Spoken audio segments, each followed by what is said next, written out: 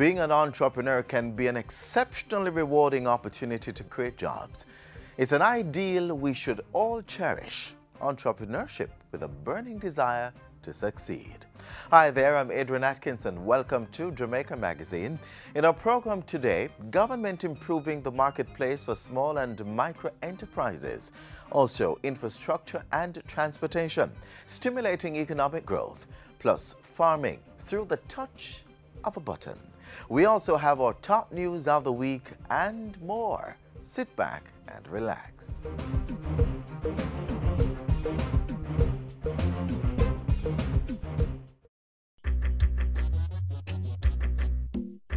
Nutritious food, succulent dishes, superior workmanship, and excellent service. Jamaica is on the go. Let's grow what we eat and eat what we grow. Let's harness the indomitable spirit of our most valued resource, our people. Let's support our local businesses. After all, buying Jamaican means building Jamaica. Commodity markets are an important part of Jamaica's micro-enterprise sector. They enable small farmers, micro-level businesses and vendors to market their produce and wares. Government recognizes these facilities as a vital push for local economic growth and development and is undertaking improvement works on several of the nation's markets. Rocky Point is one of those completed. Take a look.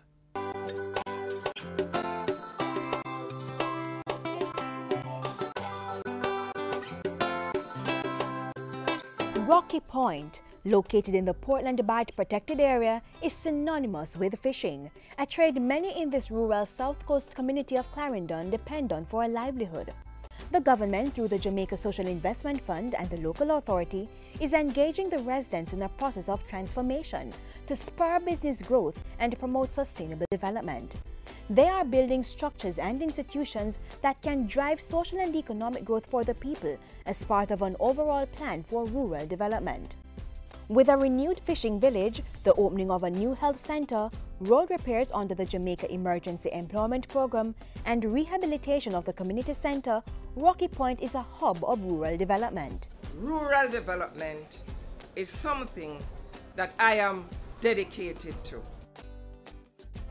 The Ministry of Local Government and Community Development is on a quest to find and promote additional ways of driving local economic development.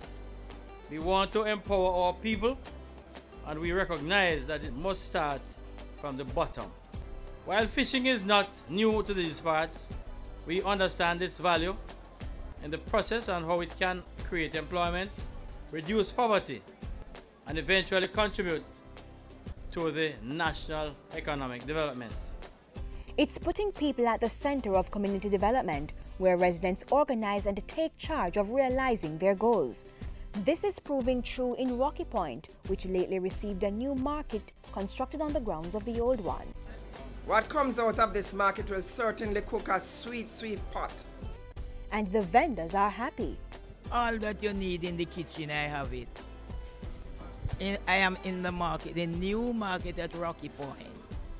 And I'm feeling so proud of the market. You have yam, banana, breadfruit, potato, dasheen, pumpkin. This market is better than the first one. You know, it's more convenient, you know, laxable. You know, everything about it is all right. Yes, man, cool and nice. Cool for we was out in the sun, very sick. And so, and when we come in here now, whether we selling or not, we just relax, cool. The building was constructed from reinforced concrete with stalls for the fish vendors and a section with sinks and running water for housing the scrapers. It also has sanitary conveniences and a section for food stalls and haberdashery. The work carried out by JSIF at a cost of approximately $50 million, with the community covering $5 million and the rest in grant funding from the Caribbean Development Bank Basic Needs Trust Fund, which aims to increase access and improve social infrastructure, build the capacity of communities and local organizations, improve the participation of citizens and community groups in decision making. All of these elements have been the features of this Rocky Point Market project.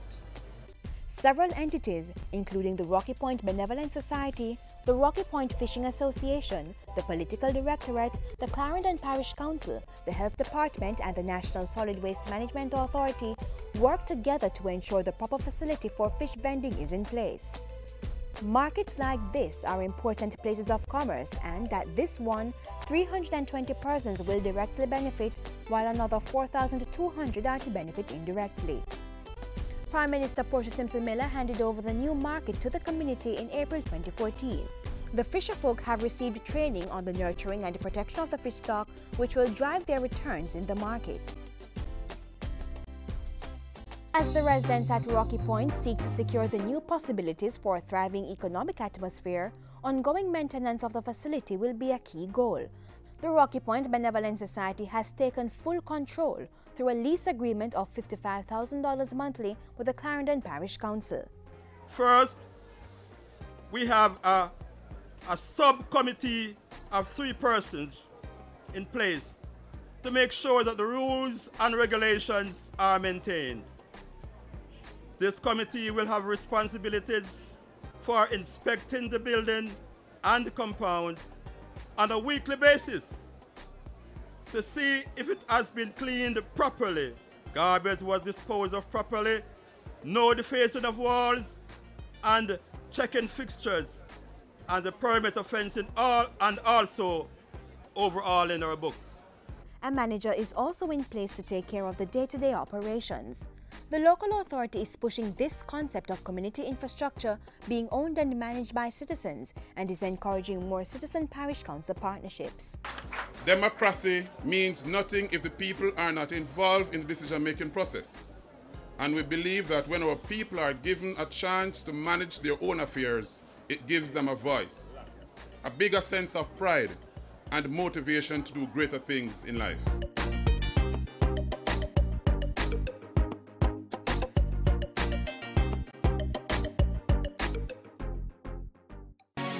Commuters, travel the route to excellence. Get your new JUTC Smarter card today. It's not only safer, it'll also have you boarding faster and get you on your way quicker.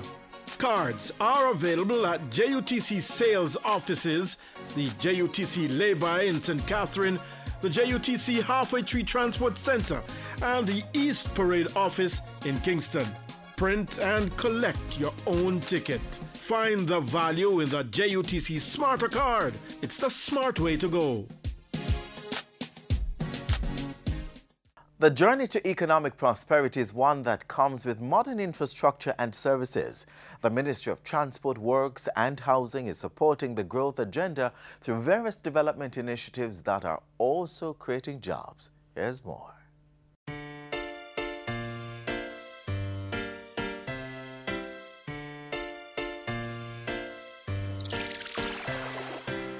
Jamaica is on a path to sustainable development and growth, and while the government is maintaining strict adherence to macroeconomic policy reforms to achieve this, other important strategic steps are underway in support of the growth agenda.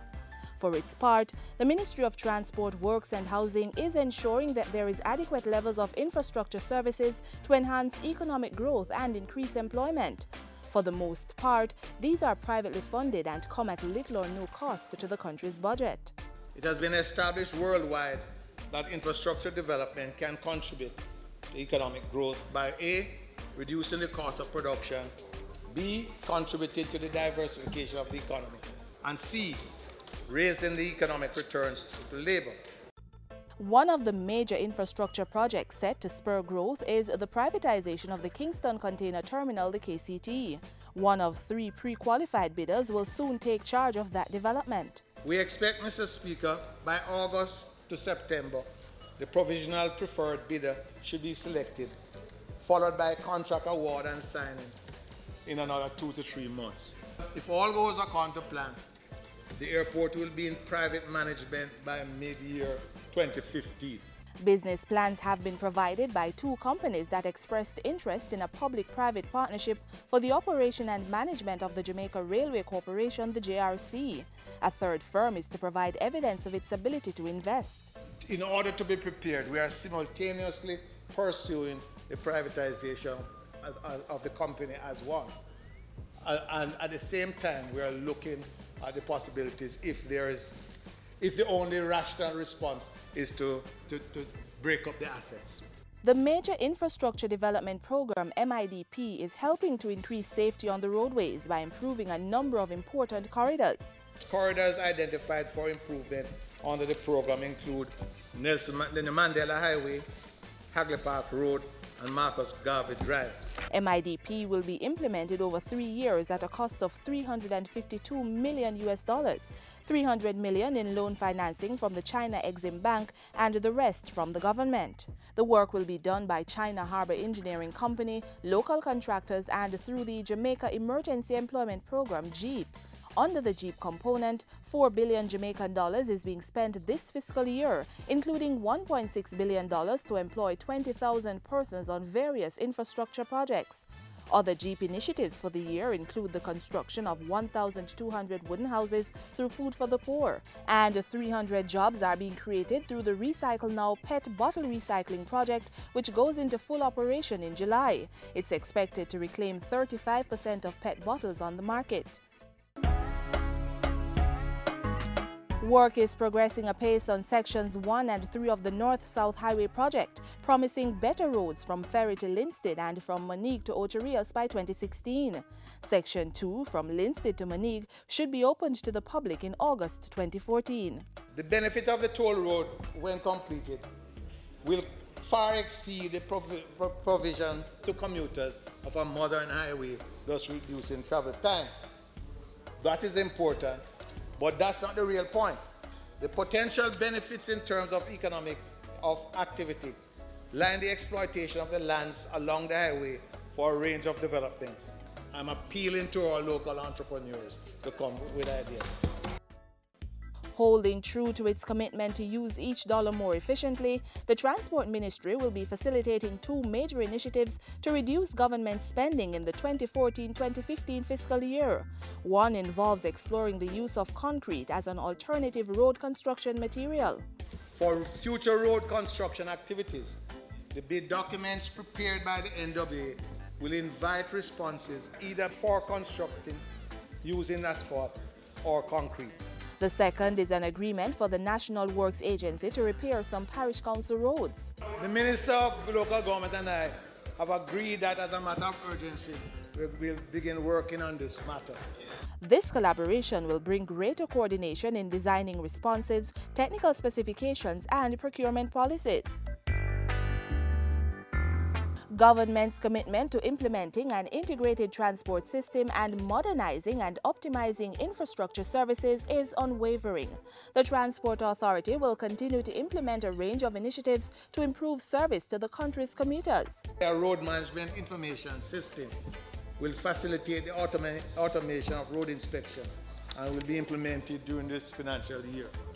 It will enable road inspectors to access real-time information on public passenger vehicles and operators on the road using a tablet computer. Increasing the fleet and maintenance capacity of the Jamaica Urban Transit Company JUTC remains a priority. Government is looking to boost the fleet to 565 buses by August. We commit to bring order and organization to the public transportation system, not just in the KMR, but island-wide. Our people deserve no less.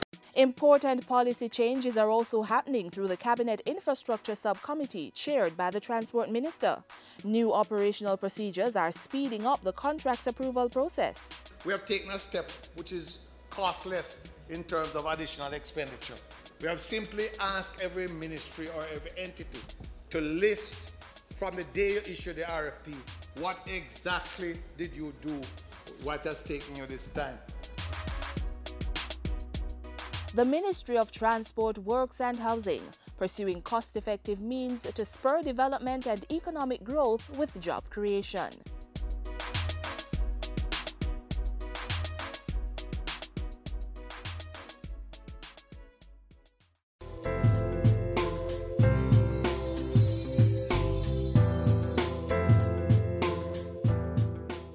Farming is one of the oldest professions of man and has transitioned from the primitive and peasantry type to large commercialized activities.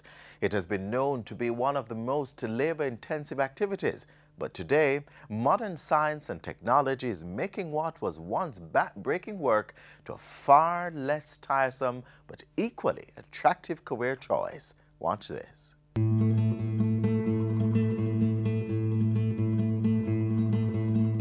Technology has afforded us the opportunity of being in control without having direct physical contact with objects or certain mechanics, thus creating an ease and relaxed way of doing things. Now, this remote operating technology has been added to farming at the local level.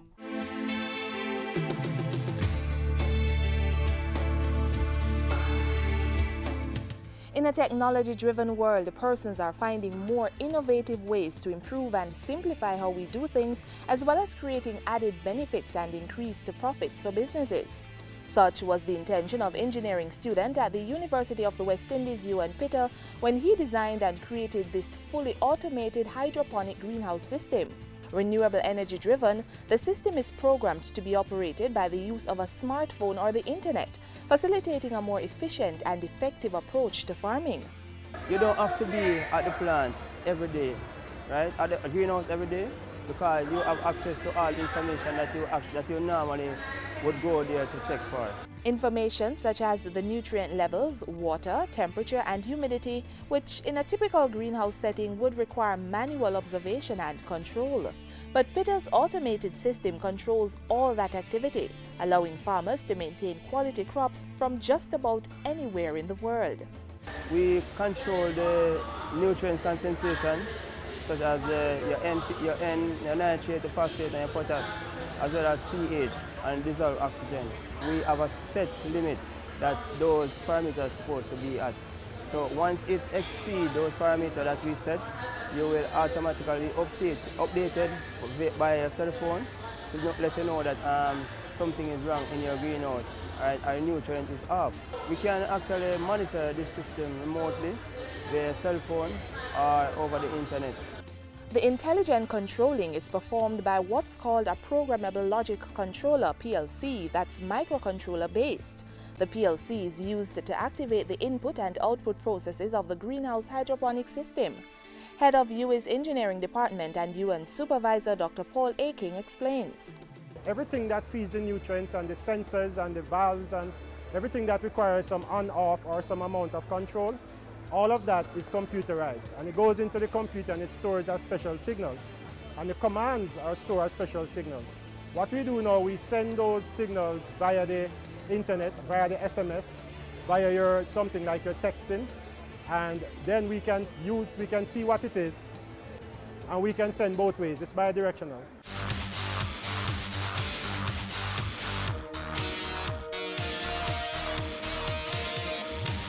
The application won first place for the open category in the 2013 Minister's Innovation Award developed by the Science and Technology Ministry. It's an ICT control, meaning that the Internet Protocol login, monitoring and control system of an agricultural process that everyone knows about. No one was aware that you could control these things so remotely, and it really blew the judges away. Judges were also impressed by the system's ability to efficiently produce its own supply of energy while providing a sustainable means for food security and food production. This project is about growing plants in a solution environment. It's about controlling such growth and ensuring that you can do that control remotely, or you control and monitor remotely. Greenhouse farming is known for generating very high crop yield and high quality produce when compared to open-air farming. Interests have already been pouring in from both the private and public sector, including the Ministry of Agriculture, about the microcontroller-based automated hydroponic greenhouse system, and the team intends to make this a true demonstration that the technology works. The next stage is we're going to go to a functional, fully demonstratable functional prototype that anyone in the country can come and look at. You will see the physical plants growing. You'll get a measure of the yield of the plants. We want to take it as far as it can go. So we want to demonstrate that the technology works. Ultimately, this automated system is intended to replace the hydroponic technology being used today and make some farming methods less labor-intensive. We want to engage in projects that are useful, that are nation-building, that are solving problems in the nation, not just some on-the-shelf stuff. So hydroponic and sustainable agriculture is a useful, and we add the electronics and the engineering to it, modernize it, and here we have a product. This level of commitment to nation building justifies the government's unending drive to promote technology as a vehicle to propel new businesses and to improve existing ones. We have opportunities, and it is these areas that we have identified that we have advantages that we need to exploit, and we are going to do it.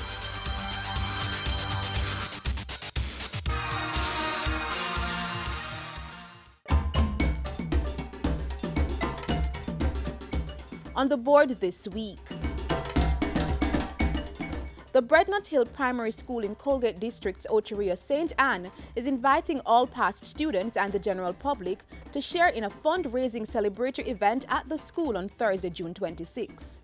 The day's event will include a prize-giving ceremony for high achievers at 12 noon, then a formal launch of the school's first magazine at 3 p.m., topped off with a homecoming celebration for past students. Proceeds from the event is in aid of the school's perimeter fencing project. The fifth staging of the two-day International Climate Investment Fund (CIF) Partnership Forum will be held at the Montego Bay Convention Center from June 23 to 24. The forum, being co-hosted by the CIF Administrative Unit and the Inter-American Development Bank (IDB), under the auspice of the Government of Jamaica, will attract over 500 participants, including climate innovators, policymakers, entrepreneurs, financiers, social advocates, and researchers. The Helshire United Church is inviting everyone to its health fair and the staging of the inaugural George Carr 5K Run Walk on Saturday, June 28. The run walk will start at 6:30 a.m. on the Helshire United Church ground. All runners and walkers are invited to participate and experience a delightful out and back 5K route on the Helshire Main Road with scenic views of the Helshire Hills and the Caribbean Sea. The Jamaica 4-H Club St. Anne Chapter will be hosting its annual general meeting on Friday, June 27 at the Brownstone Anglican Church Hall. Starting time is 10 a.m. The event will be held under the theme, Promoting Sustainable Agriculture, Impacting Climate Change. Hardworking 4-H members and volunteers will be recognized at the meeting for their service to the development of clubites. The Jamaica Cultural Development Commission (JCDC) Annual Festival of the Performing Arts National Finals continues at the Little Theatre on Tuesday and Wednesday, June 24 to 25. Come and be entertained by drama starting at 10 a.m. each day. Send us your events for broadcast on the JIS Community Notice Board. Call 922-868-022 or send an email to cbishop@jis.gov.jm. GCENT results were released this week, and the youth minister intervened to end an unauthorized sex education course in 6 private children's homes. Those and other top news stories from the week are next.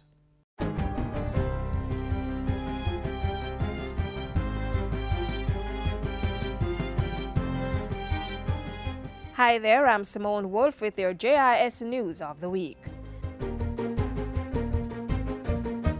The World Bank is projecting that the Jamaican economy will grow by 1.1% by the end of 2014. The bank also indicated in a news release that it expected the economy to grow by 1.3% in 2015 and 1.7% in 2016.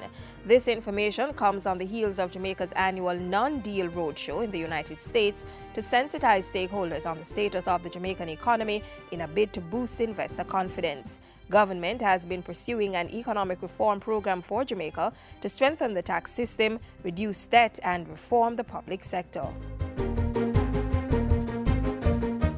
Youth and Culture Minister Lisa Hanna wrote to the Attorney General and the Office of the Children's Advocate this week to find out her ministry's legal recourse in response to an unauthorized sexual education program conducted in 6 privately run children's homes.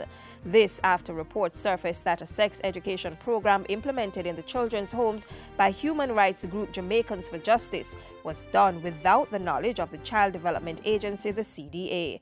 The manual used to administer the program was considered inappropriate for the children, and that would have breached the operating guidelines for the children's homes. Minister Hanna has since demanded a report from the CDA as to why the program was conducted for 8 to 9 months without its knowledge. She has also directed the CDA to immediately sharpen its monitoring function to prevent a recurrence. The 2014 GSAT results were released this week and showed overall improvement by the students. I commend the army of particularly primary level teachers who dedicated themselves to the task of preparing this cohort of students to sit GSAT.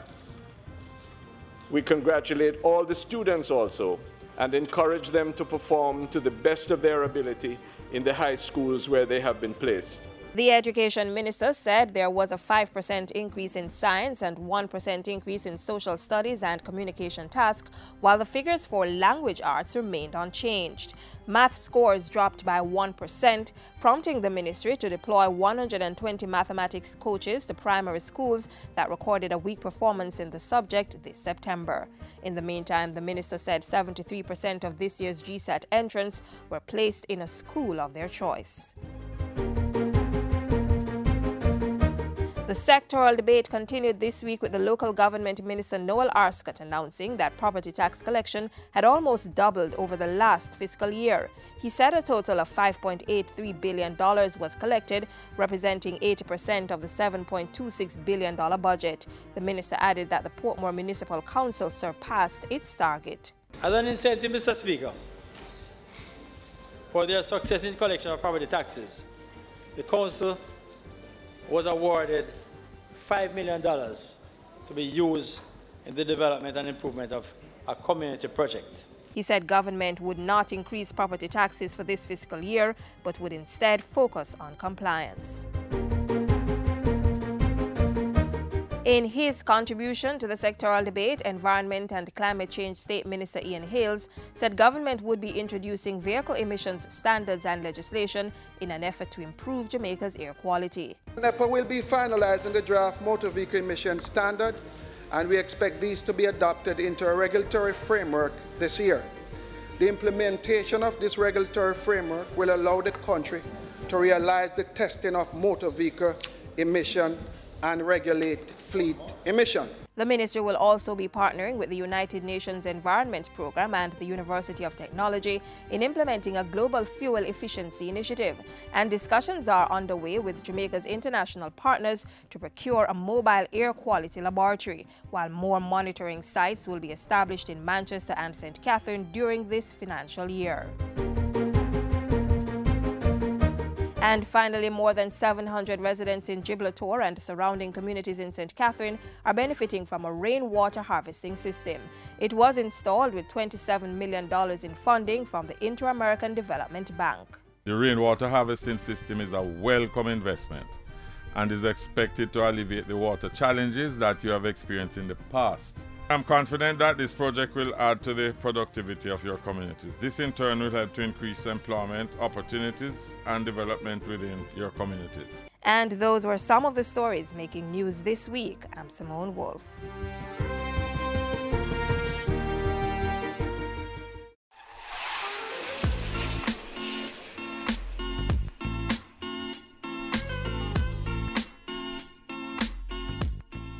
This is where we say goodbye for today. Join us again tomorrow for more useful information. Tell us what you thought of the show. Send an email to jamaicamagazine@jis.gov.jm or hit us up on Twitter at JIS News. And remember, our website, jis.gov.jm, remains a constant portal for the very latest government information. On behalf of the entire team here at the JIS, I'm Adrian Atkinson. Thanks for watching.